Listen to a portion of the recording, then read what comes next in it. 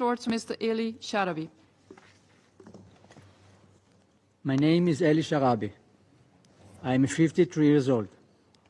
I've come back from hell. I've returned to tell my story.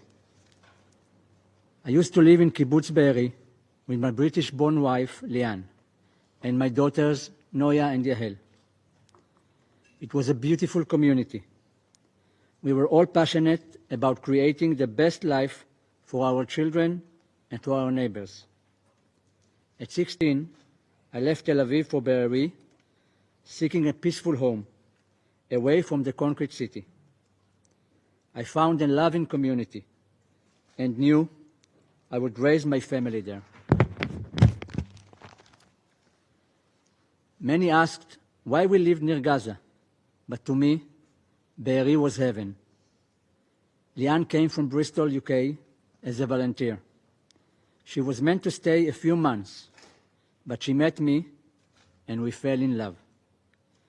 We were married for 23 years and had 2 wonderful daughters and a dog, Mocha.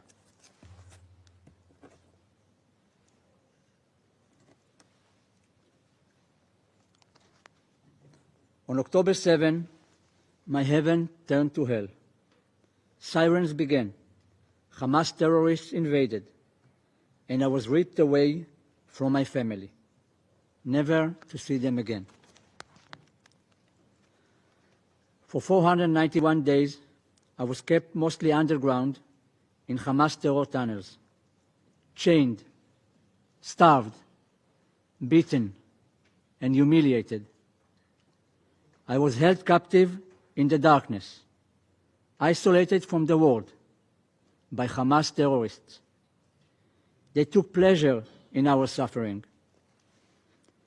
I survived on scraps of food with no medical attention and no mercy. When I was released, I weighed just 44 kilos. I had lost over 30 kilos, nearly half my body weight. For 491 days, I held on to hope. I imagined the life we would rebuild. I dreamed of seeing my family again. Only when I returned home, I learned the truth. My wife and my daughters had been slaughtered by Hamas terrorists on October 7.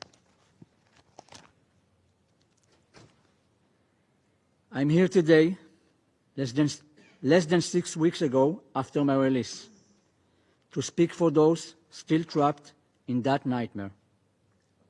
For my brother Yossi, murdered in Hamas captivity, his body still held hostage. For Alon Oel, still 50 meters underground, I swore to him that I would tell his story. For Hirsch, Ori, Eden, Carmel, Almog and Alexander, murdered in cold blood by their captors. For every hostage still in Hamas' hands, I'm here to tell you the whole truth. On the morning of October 7, at 6:29 a.m., the red alerts began to come through on Liane's phone. I told her not to worry. It will be over soon, I said. Minutes later, we heard that terrorists were infiltrating our community. They were inside the kibbutz. Again, I reassured her, the army will come. They always come.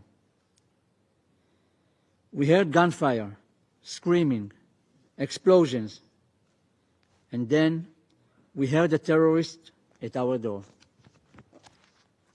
We had no weapons, no way to fight back. Liane and I made a decision we would not resist. We hoped we could save our daughter. The door opened, our dog barked, the terrorist opened fire.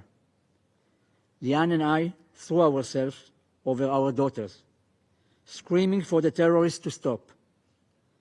Suddenly, 10 terrorists were inside my home. They took our phones. 2 of them grabbed me. They took my wife and daughters to the kitchen. I couldn't see them anymore. I didn't know what was happening to them. I was screaming their names, and they were screaming mine. I told Lian not to be afraid, but this was fear beyond anything I've ever felt.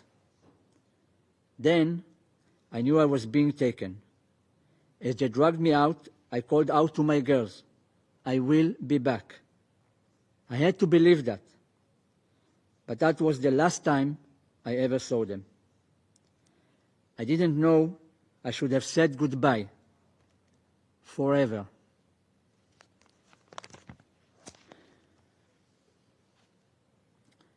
Outside was like a war zone. My peaceful home, my slice of heaven, was gone. I saw over 100 terrorists filming themselves, celebrating, laughing, partying in our gardens as they massacred my friends and neighbors. They dragged me out. They dragged me to the border, beating me the whole way. My face was swollen, my ribs bruised. When we arrived in Gaza, a mob of civilians trying to lynch me. They pulled me from the car, but the terrorists rushed me away into a mosque. I was their trophy. I thought about Lian, Noya, and Yahel. Were they still alive? For the first 52 days, I was held in an apartment. I was tied up with ropes. My arms and legs were tied so tightly, the ropes tore into my flesh. I was given almost no food, no water, and I couldn't sleep. The pain was unbearable. Sometimes I would just faint from the pain, only to wake up to that pain again and again.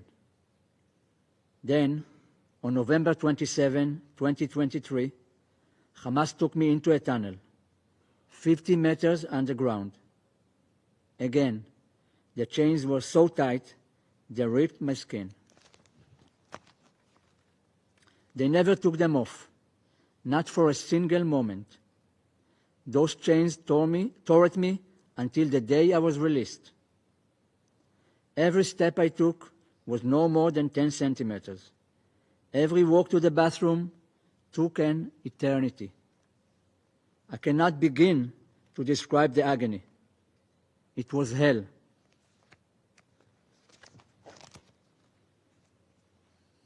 I was fed a piece of pita a day, maybe a sip of tea. Hunger consumed everything. They beat me. They broke my ribs. I didn't care. I just wanted a piece of bread. There was never enough food. Sometimes, if we begged enough, we would get something extra. We had to choose an extra piece of pita or a cup of tea. Sometimes they threw us dry dates, and it felt like the greatest gift in the world. We had to beg for food, beg to use the bathroom. Begging was our existence. We strategized over every meal. One day, I cut myself with a razor, just to make them believe I was injured. I collapsed on my way to the bathroom so they would think I was too weak and encourage them to give us more food. It worked. They gave us more food. We survived of those small victories. Do you know what it means to open a refrigerator? It is everything. To be able to reach and take a piece of fruit, an egg, a piece of bread. I dreamt of this simple act every day. For months, we lived like this. I stopped counting the days.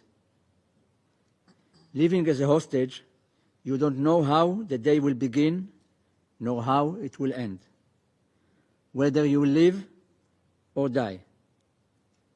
At any moment, they could beat you, At any moment, they could kill you. You wake up every day and do not know when you will be able to eat. It could be 12 p.m., 5 p.m., 11 p.m. This would be the only meal we would have. You hope and pray that there will be no surprises with the captors. You think about how desperately you want to shower. We only got one bath a month with half a bucket of cold water. Toothpaste, toilet paper, forget it. Psychological terror was constant. Every day they told us, the world has abandoned you. No one is coming. By the time I met Alon Oel, who is now 24 years old, we had already endured terrible captivity. We relied on each other for survival. Alon is a very talented pianist, and I remember how he would pretend to play the piano on his body to keep himself sane.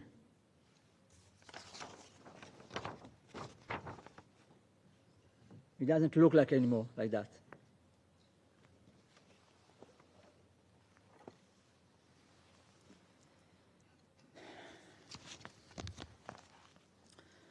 One day, a terrorist took his anger out on me. He stormed in and beat me so badly that he broke my ribs. I couldn't properly breathe for a month. Alon tried to protect me with his own body. You couldn't believe how lucky I felt when Alon told me he had saved one painkiller pill. He gave it to me to get through the night. Alon still has shrapnel in his right eye from the day he was kidnapped. He never received medical care. He never saw the Red Cross. To this day, he is blind in that eye. When I was released, he grabbed onto me, terrified to be left behind. He told me he was happy for me. I promised him it was just a matter of days before we would be home too. I was wrong. Just before my release, Hamas took pleasure in showing me a picture of my brother Yossi. This is my oldest brother, husband for Nira, a father for Yuval, Ophir, and Oren.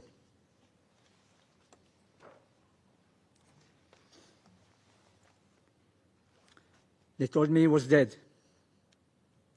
It was like they had brought a massive hammer down on me. I refused to believe it. My brother Yossi was all heart. Those with him in captivity told me that he gave his food to others.